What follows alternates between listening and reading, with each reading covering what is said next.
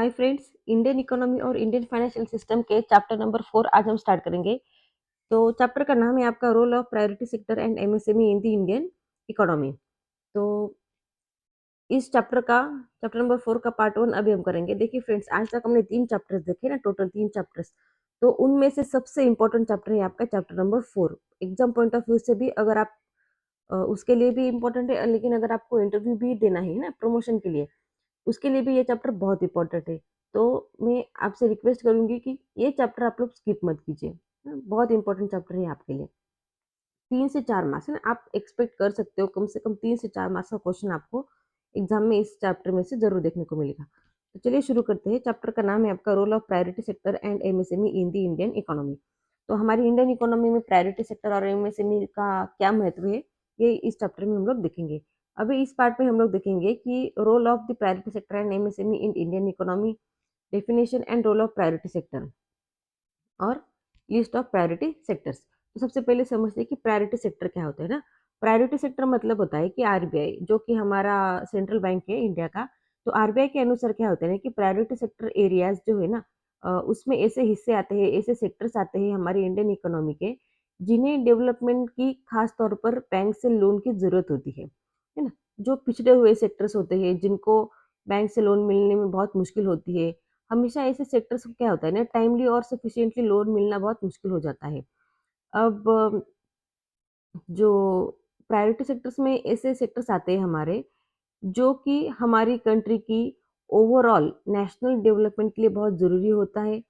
और सबसे ज़्यादा लोग ना इन्हीं सेक्टर्स में आपको देखने को मिलेंगे, प्रायोरिटी सेक्टर्स में। तो हमारी इंडिया की जितनी भी पॉपुलेशन है, उसमें से काफ़ी ज़्यादा लोग आपको इस प्रायोरिटी सेक्टर में काम करते हुए नज़र आएँगे। तो उनकी डेवलपमेंट होना यहाँ पे बहुत ज़रूरी है। तो चलिए सबसे शुरू करते हैं हमारा चैप्टर। चैप्टर का सबसे पॉइंट है अपना role of priority sector and MSME in the Indian economy. तो इस ये जो पहला पॉइंट है ना फ्रेंड्स, इसमें ज़्यादा कुछ इंपॉर्टेंट नहीं है, बस इंट्रोडक्शन दिया गया है। तो इसको हम जल्दी से कवर अप करेंगे। Development of priority sectors are must needed for balanced and inclusive growth. अब इन प्रायोरिटी सेक्टर्स की, जो पिछड़े हुए सेक्टर्स है जहाँ पे ज़्यादा लोग काम करते हैं, उनकी बैलेंस्ड और इंक्लूसिव ग्रोथ बहुत ज़रूरी है।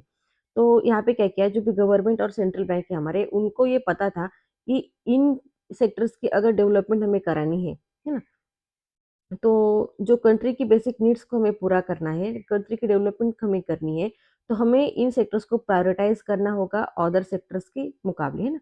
मतलब इन सेक्टर्स पे हमें ज़्यादा ध्यान देना होगा, तब जाके हम लोग हमारा जो नेशनल टारगेट है, हमारे जो डेवलपमेंट है, वो हासिल कर सकेंगे। अब कैसे करेंगे? है ना? इनको लोन दिए बिना तो ये आगे नहीं बढ़ सकते ना, तो आरबीआई ने क्या किया है कि banks are interested with encouraging the growth of such sectors by providing appropriate and timely financing. अब आरबीआई ने यहाँ पे बैंक को इंटरेस्ट कर दिया, बैंक को यहाँ पे डायरेक्शंस दे दिए कि आपको इन सेक्टर्स में एप्रोप्रिएट और टाइमली फाइनेंस करना है। It enables better credit penetration in credit deficient regions, increased lending to small and marginal farmers and vulnerable groups, higher credit to renewable energy, health infrastructure, and allied sectors that require credit boosts that are otherwise difficult to obtain. अब यहाँ पे sectors के बारे में हम लोग आगे बढ़ेंगे फ्रेंड्स। हमारा ये पार्ट इतना इम्पोर्टेंट नहीं है, इसके आगे के जितने भी पार्ट्स है वो ज़्यादा इम्पोर्टेंट है, इसलिए हम इस पार्ट पर ज़्यादा टाइम वेस्ट नहीं करेंगे। तो बोल रहे हैं यहाँ पे कि क्या हुआ ना, इसकी वजह से बेटर क्रेडिट पेनिट्रेशन हुआ, है ना? पेनिट्रेशन मतलब किसी एरिया में घुसना, है ना? तो क्या हुआ ना, अब ये प्रायोरिटी सेक्टर एरिया में क्या हुआ ना, क्रेडिट मिल गया, लोगों को पैसा मिल गया, लोन मिल गया। जो क्रेडिट डिफिशिएंट रीजन थे, जहाँ पे क्रेडिट नहीं मिल रहा था, जिसकी वजह से क्या हुआ, स्मॉल एंड मार्जिनल फार्मर्स को हमने लेंडिंग देना शुरू कर दिया, लोन देना शुरू कर दिया। जो वल्नरेबल ग्रुप्स थे, जो पिछड़े हुए ग्रुप्स थे, उनको भी लोन मिल गया। रिन्यूएबल एनर्जी के लिए भी यहाँ पे हायर क्रेडिट हो गया।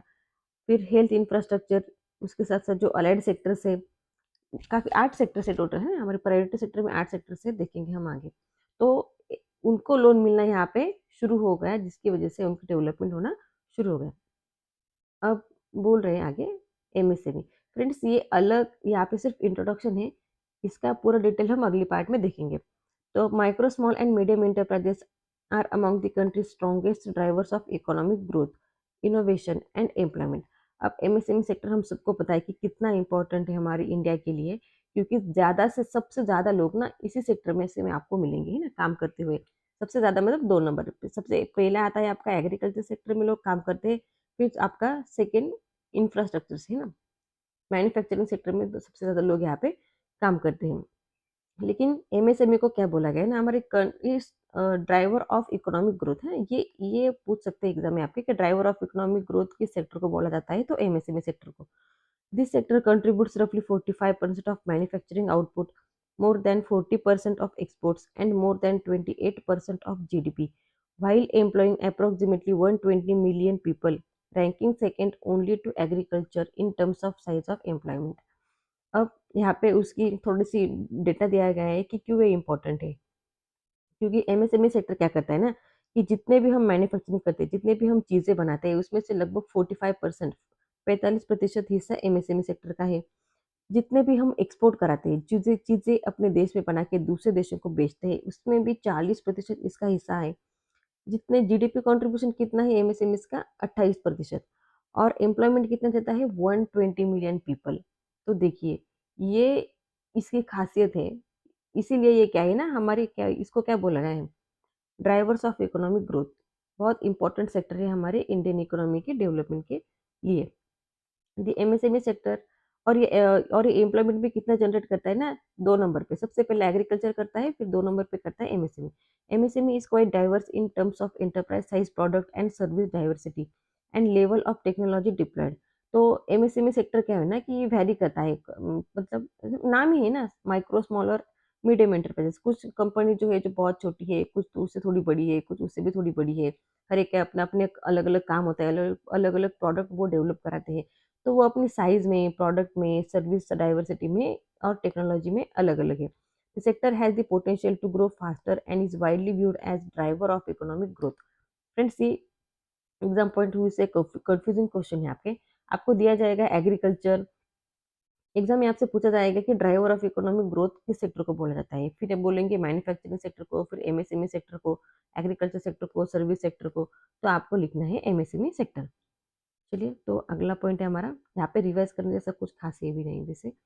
तो अगला पॉइंट आपका इंपॉर्टेंट है, list of priority sector, definition and role of priority sector. तो प्रायोरिटी सेक्टर क्या होता है, हमने देखा अभी कि ऐसे एरिया जहाँ पे लोन देना बहुत मुश्किल था, तो उन एरियाज को लोन देके हमें आगे लेके आना है, जहाँ पे सबसे ज्यादा लोग काम करते हैं।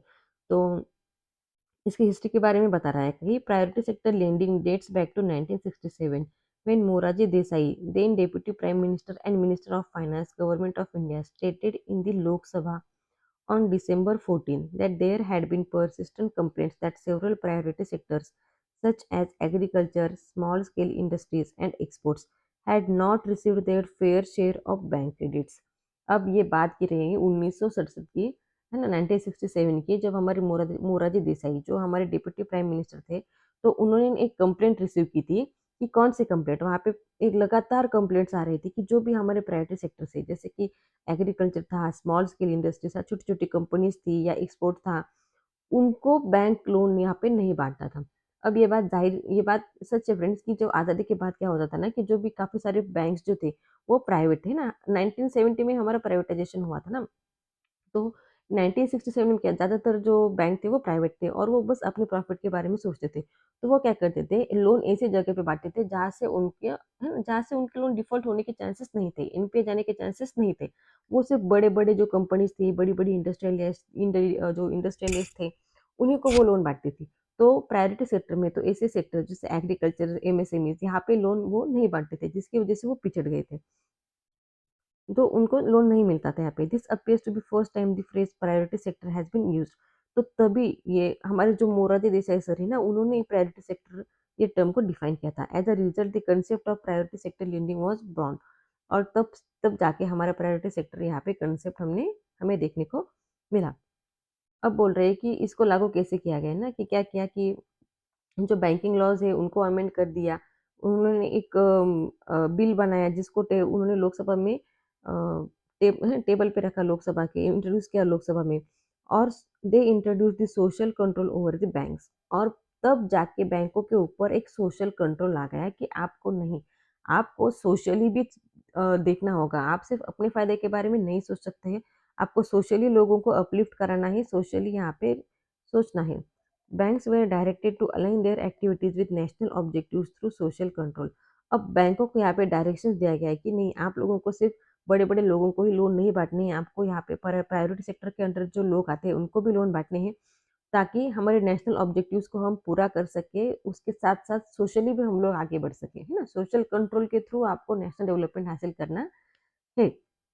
अब priority sector lending comprises only those sectors that have substantial influence on vast portion of the population, है ना? मतलब प्रायोरिटी सेक्टर में वो लोग आते हैं, वो सेक्टर्स आते हैं जहाँ पे ज़्यादा से ज़्यादा पॉपुलेशन हमारी काम करती है। वीकर सेक्शंस जो पिछड़े हुए लोग हैं रूरल एरिया में, and sectors that are employment intensive, और ऐसे सेक्टर जो सबसे ज़्यादा लोगों को काम देते हैं, जैसे कि एग्रीकल्चर और एमएसएमई। फिर तब जाके हमें ये इसकी इम्पोर्टेंस समझ आई कि हमें इन सेक्टर्स को लोन देना इतना इम्पोर्टेंट क्यों है, क्योंकि सबसे ज़्यादा लोग है ना इसी सेक्टर में काम करते हैं। और यहाँ पे लिस्ट दी गई है कि कौन-कौन से 8 सेक्टर्स है ना? टोटल 8 सेक्टर्स आपके प्रायोरिटी सेक्टर में आते हैं। ये पॉइंट आपका इम्पोर्टेंट है फ्रेंड्स, कि यहाँ से लेके यहाँ तक आपको नाम भी याद रखने हैं। एग्ज़ाम में आपसे पूछा जाएगा कि इनमें से कौन-सा सेक्टर नहीं है? बोलेंगे एजुकेशन, हाउसिंग, सोशल इंफ्रास्ट्रक्चर, और बोलेंगे कि सर्विसेज सेक्टर। तो आपको टिक करना है सर्विसेज सेक्टर नहीं है।